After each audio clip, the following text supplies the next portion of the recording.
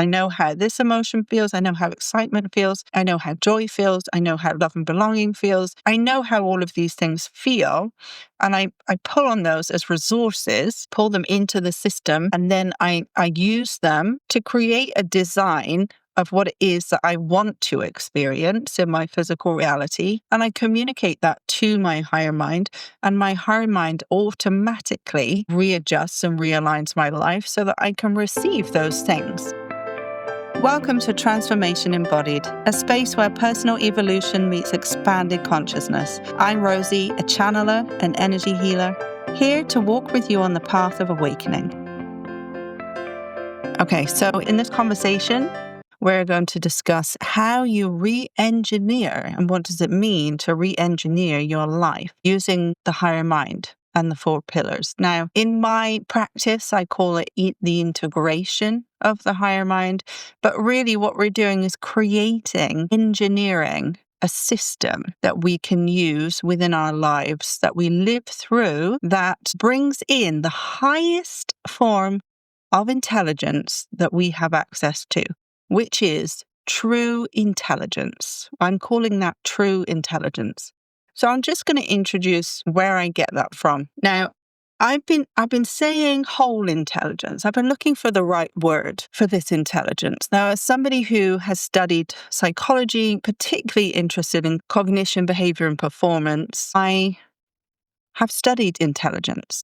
I've written about intelligence. And as an educator, I wrote about intelligence. And there's a guy called Howard Gardner who proposes that we have multiple intelligences. I always oriented myself more towards that theory just because it didn't make sense to me that there would be only one kind of capability that we would call intelligence. Okay, because as you look at children and how they perform in different areas, you can see that there are some children that very much struggle linguistically, and yet in sports, they're phenomenal.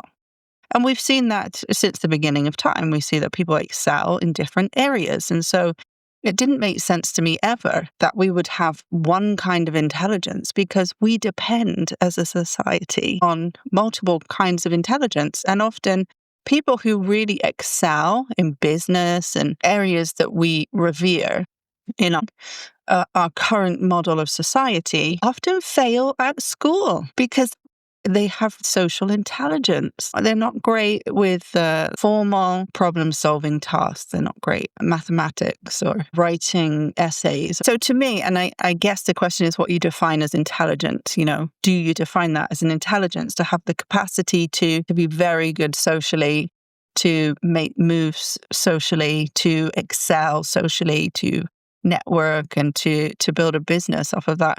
Do you define that as intelligence, or is that just a skill? For me, I define that as intelligence, and I believe that people have physical intelligence, they have cognitive intelligence, they have musical intelligence, they have emotional intelligence. And actually, when we're looking at the whole, we can see that people who just have cognitive intelligence, who have high IQ, struggle in so many areas because they have an overemphasis on one area. Anyway, so to me, intelligence is so much more than cognitive. What we traditionally call intelligence is measured by the IQ is cognitive intelligence. Now, I have very high emotional intelligence.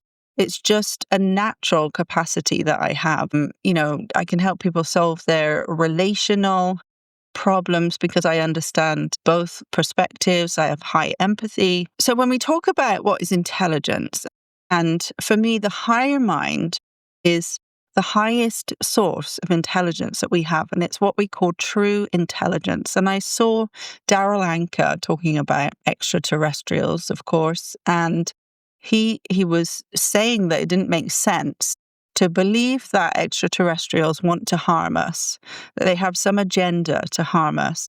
Doesn't really make sense, because at the level of intelligence that they're represented as, there's an ability to see in such a detailed way all of the and understand and integrate within their understanding all of the pieces of the network of existence and how everything fits into it. But also, at the same time, such a high degree of awareness about how everything, all, all the parts of that existence are highly important components of it. And so there's no desire there to destroy anything. Number one, there's no need to, because if you don't feel limited and disempowered, then there's no need to oppress or dominate. And when you see that everything has its perfect place and everything is exactly how it should be, and you're in harmony with that, there's no desire there to damage or to break. And it's like, I know that I am a part of that network. I understand myself as part of that network. And it's actually the intelligence that animals have. They understand themselves as part of a whole ecosystem in nature. And so, yes, they may harm, but only to protect, and they may harm, but only for food or sustenance. I mean, rarely would you see an animal killing another animal just for fun. Ooh. So this is an understanding of what true intelligence is. True intelligence is not just the capacity to outperform others. It is whole intelligence. It is high emotional intelligence, high cognitive intelligence, high physical intelligence, all combined together holistically, that is able to connect to all the threads of reality. Psionic intelligence, I would add to that. So it's all of those together at a very high level. And the higher mind is exactly that. It embodies all of those. So one of the misconceptions that people have is that they're not psychic, they're not intuitive. That's completely false. Completely false. All humans have a natural capacity towards psionic abilities. Most people, when they try remote viewing, just try and do it. Someone shows them how for the first time. They manage to achieve some results. These are not special people, they're regular people. So, and what we will discover, what humans are discovering now, what we're calling the Great Awakening, is humans discovering that all of this time, I was always psychic. I could always remote view. Actually, when I remember my memories, I'm remote viewing into a coordinate of the time-space continuum, remote viewing. So I've already been remote viewing. I've just been doing it in a limited way because that's what I was told. I was told that my abilities didn't exist. We're still being told that they don't exist, but, we're building an empire of individuals who are proving that wrong. So yes, if we ask, what is this intelligence that we're accessing when we're accessing the higher mind? And it's not accessing per se, it's allowing our physical mind to consciously perceive that of the higher mind. So really, when we say expansion of consciousness, what we're talking about is the expansion of the physical mind consciousness so that other aspects of our consciousness can kind of permeate through. It kind of makes our physical mind more porous, which means that the higher mind information, much higher vibrational information, can seep through and we can utilize it and integrate it into our physical mind. And we expand at a very rapid rate when we do that. And we find solutions to our problems that are synthesized at a very high level. That's the nature of a higher mind, that is able to synthesize information at a very high level. And it understands the properties, the energetic properties of everything in its very simple, raw form. And so it can kind of assimilate things that our physical mind would not associate with each other in a very intelligent way. And so that's what we're talking about. When we're talking about integrating the higher mind, that's what we're doing. Because this is an intelligence that we all possess, that we have access to. We just have to find out how to allow the physical mind to become more porous so that high vibrational information can seep through.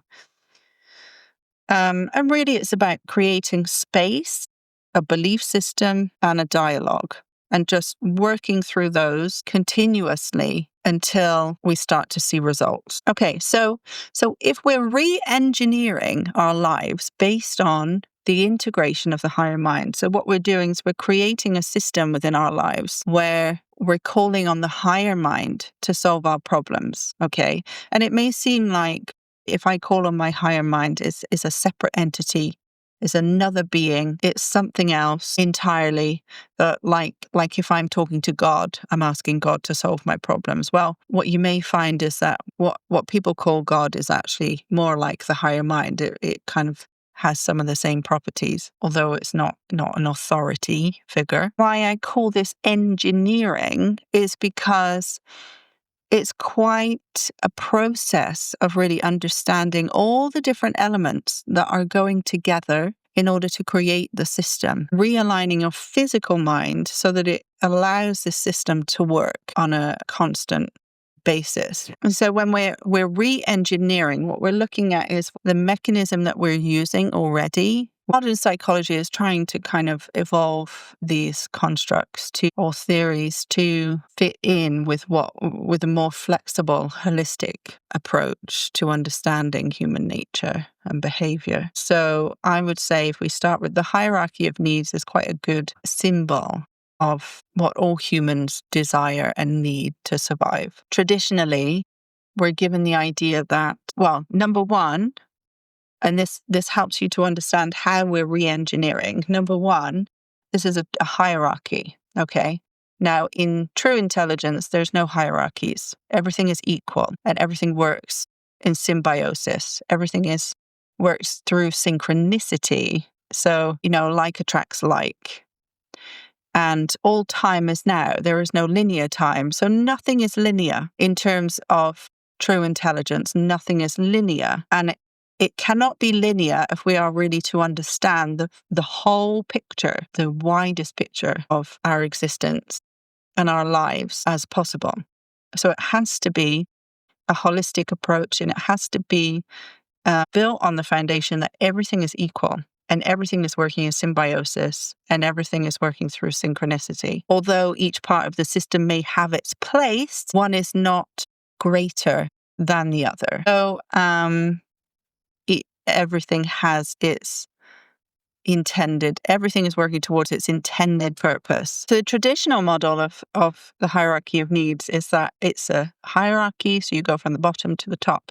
And it's based on the external, is outside to in. We wait for our physical world to provide all of the things that we need, which is actually what we do in childhood. We depend on our caregivers to ensure that our needs for safety, our physiological needs, our love and belonging, all of those needs are met from the external world. The connection between the external and the internal is that the external feeds the internal. The higher mind actualization works the opposite way round as the hierarchy of needs. It works from actualization. So you allow the most actualized version of yourself or the most ascended version of yourself to drip through all of those layers, and it will come through creativity, love and belonging, safety, physiological needs. It will drip through all of those in the opposite direction. What that means is that you don't have to wait for your reality, your physical reality, to give you what you want or what you need to meet your needs. You, from an empowered state, you take responsibility for meeting all of those needs on an internal level. And what ascended masters have achieved is that they have been able to meet all of their needs that are laid out in the hierarchy of needs, all of those needs internally. And we often look at people who they go into the cave to meditate, or they fast for 40 days and 40 nights, or we see it as they've managed to abstain from food. They've managed to control their system to a degree where they can abstain from food, where they can go without. They're not actually going without on an internal level. They're meeting that need. So they've overcome the physical mind, essentially, that wants to tell them that they must eat, otherwise they starve. They've overcome that because they're meeting their needs on an internal level. So the needs are met internally and then they are reflected externally. So when we talk of re-engineering our lives, we're looking at systems that we've chosen to adopt as a collective consciousness, and people have come up with psychological theories that support it, and we buy into them, and then we say, yes, that is how we work. That's true. That is how I work. I think that is how I work for a time at least. And then, as we get to a point of evolution, which we're at right now as a collective, then we say, oh, I don't know if that model fits anymore. I don't know if the mechanism through which I've been shown life works actually aligns with my personal belief systems. My belief systems are changing and this stuff feels outdated. And so then we have to re-engineer the system. How do we think we work now? What's possible for us? How can we live at a more advanced level within this human body? And so we begin to re-engineer what we understand of our humanness. And what we now understand is that actually we can meet our own needs on an internal level. For example, if we don't feel a sense of love and belonging from the people that we interact with in our physical reality, we need to go inward and create a sense of love and belonging within ourselves, and then our reality will reflect that to us. So this is an inside-out model. This is the model of manifestation where I use my imagination, and this is part of the system that we adopt, the communication system that we have that is inbuilt in us. I use my imagination to communicate, and all of my experiences, all of my understanding about my experiences, I know how this emotion feels, I know how excitement feels, I know how joy feels, I know how love and belonging feels. I know how all of these things feel, and I pull on those as resources, pull them into the system, and then I use them to create a design of what it is that I want to experience in my physical reality. And I communicate that to my higher mind, and my higher mind automatically readjusts and realigns my life so I can experience those things in my physical reality. So this is it's top down, inside out. And the previous model is bottom up, outside in. Okay, so that's it's really an inverted model. That's how we're re-engineering the system. So there's many facets that we need to look at. How do my beliefs feed my thoughts, which then influence my behavior, which then keeps the system looping around in the same cycle that I actually don't want. I don't want to do that anymore. I keep looping around because I'm carrying the same beliefs. So we learn how to examine those beliefs, how to overcome those beliefs, how to change those beliefs. And we examine where life has been built from conditioning rather than consciousness. And naturally that happens when you start to look to your inner world for the answers to your problems rather than the outer world. We have just so many influences that are hoping to condition us into a state where we become addicted to consuming them and consuming their content, consuming their products, consuming, because that feeds the money system and that makes certain people wealthy. And so quite naturally, when you begin to go from the inside outward, you overcome all of that conditioning. You're no longer fooled by it. It no longer gets its claws into you because it's not at the same level of consciousness as you are.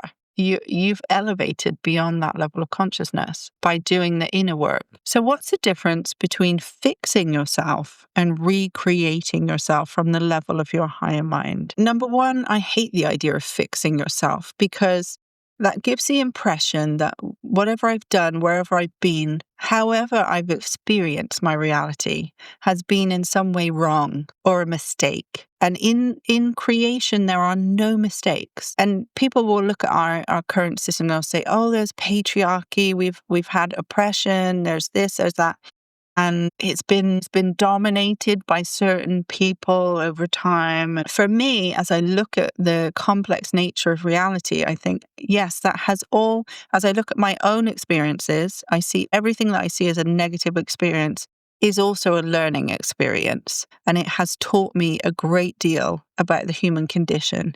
And most often, our worst experiences are the ones that teach us the most about the human condition. All collapses are opportunities for growth. There are opportunities for us to integrate more self-love and awareness into who we are, into our understanding of human nature and our understanding of life. And on a psychological level, on a cognitive level, this is how insight works, that we have a framework through which we see reality that collapses all of a sudden, and then we gain new insight which we integrate, and we create a new framework to work with. And we just continue doing that. And that's called evolution. That's how we evolve.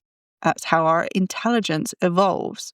So to think of our experiences as pointless, unnecessary, for just just being punished for no reason, or to think of those in that way, is to deny what reality really is and how we work. And the benefit of having those experiences always, when our world is collapsed, we integrate new insight, new understanding, and we automatically evolve. That's what we do. We can't help it. It's human nature. So the difficulty is in how long you get stuck in the collapse, and whether you let that define you, and whether you build a new identity out of being a victim of the collapse, or whether you use it to your advantage, you learn from it and you become empowered as a result. Then you integrate that understanding and you move forward. And sometimes that's harder than others to do. That's fine. That's all part of the learning process. That's all part of it. So the idea of fixing really doesn't sit well with me, because there's nothing to fix. It's all evolution. We're just evolving. We're integrating more understanding about our humanness all the time. And that is deeply purposeful. And so when you're evolving, yes, you're recreating yourself. That's a much more empowered way to look at it, is to say that I'm recreating. I'm the designer of my life. I have the power of choice, and I choose how I perceive experiences. People think that being in a high vibration is feeling good, positive emotions. No, it's being empowered. That is the high vibration, feeling empowered, a strong sense of being empowered. And that comes from authenticity. You could be crying on the floor, on your knees, but have a very high vibration, because that's your most authentic expression in that moment. You're literally just acting on your need to express your sadness, and that's authentic. And so that will be a very high vibrational state to you. It's your most empowered state, because you're being true to yourself. That's when you're embodying truth. So this is a really good question to ask yourself. If you're thinking about how do I re-engineer my life? That sounds like a massive task. What is it that needs to change in my life? And obviously we're thinking about adopting a new way of working, adopting a new way of seeing ourselves as the creators of our lives and our reality, or co-creators. It's very much like how the brain works, essentially. The neural pathways that we affirm, that we use every single day, they get stronger and stronger and stronger. And the ones that we stop using, they get weaker and they dissolve. It's very much the same with our belief systems. The belief systems we affirm, they get stronger and stronger and stronger. And the ones that we ignore, they get weaker and weaker. The problem is that what we generally do, because we focus on safety and survival, we affirm the neurological pathways that keep us safe. And those are also the neurological pathways that tell us we're not safe, and that tell us we can't do things, and that limit us. So those neurological pathways, we often go through life affirming negative belief systems through those neurological pathways. So they become very strong, and we have to break them down. We have to start to strengthen the neurological pathways that tell us we're okay. We can take risks. We're empowered. We can make choices for ourselves. Don't necessarily align with what other people want. We can be authentic. can tell the truth. We don't have to hide. And we don't think about the fact that we're doing that. We're just going through life and we just think, well, this is how it is and this is who I am and this is, all my family were like this. Everybody I know is like this. And then until it gets to the point where our desire doesn't match up with our belief system. And then we say, a part of me has evolved now beyond that, and there's a conflict. And then we review it. Now, if we're in active manifestation mode and we're working with our higher mind, then we're in a constant state of doing that, constantly reviewing how can I be more in alignment with who I want to be. So yeah, you could ask yourself, if my life was a structure, which bits would feel solid? Is your foundation a weak foundation? Your childhood, was it a weak foundation? And when I say weak, what I'm saying, I say that what would make it strong is self-love, compassion, authenticity, self-awareness, self-esteem. Those are the things that create a very strong childhood foundation. So is it strong for you or is that weak? And if it's weak, then the rest of the structure that's been built upon that needs reviewing, because it could also be in danger of collapsing. We have to ensure that we're leaning on positive belief systems over negative belief systems that affirm life is terrible, everything's going to fall apart, I can't trust anybody, everybody's out to get me, nobody loves me, I'm not worthy, low self-esteem, and so on and so forth. And so, when we think about that, and this is closing now. I'm closing now because I've been waffling on for a very long time about this. So we think about that foundational structure. I always go to childhood because that's the source of all the belief systems. That's our first brain that we develop. And we go to one event in childhood that has created a pattern of behavior. What are the beliefs, or what is the belief behind that drives that behavior? What's the belief that's giving the fuel to the behavior, to the outcome? Just start with one. And as you do that, you become the engineer. You created the design. The design is, I want peace, I want harmony, I want a relationship that feels safe. My children to be in a loving household. I want a great education. I want a job that feels empowering to me or helps me, challenges me to evolve, whatever it is. You've created the design. You know what you want in life. Now become the engineer. Look at all the parts of the system and where they're not giving you that output. Start with one limiting belief. What's underneath that? Where did it come from? What are all the events that I remember associated with that? And really, it's about convincing yourself that that makes no sense. And once you convince yourself that that makes absolutely no sense, you can write 10 reasons why it doesn't make sense. That will impact every other memory associated with it, because all those memories will have to change. They'll be encoded with a new energy blueprint that says, that didn't make sense. I'm going to end on that because that's enough food for thought for today. Have a great day, everybody. Thanks for tuning in to Transformation Embodied. Don't forget to subscribe, join my email list, and check out my courses at transformation-embodied.com. Until next time, stay aligned and keep embodying your transformation.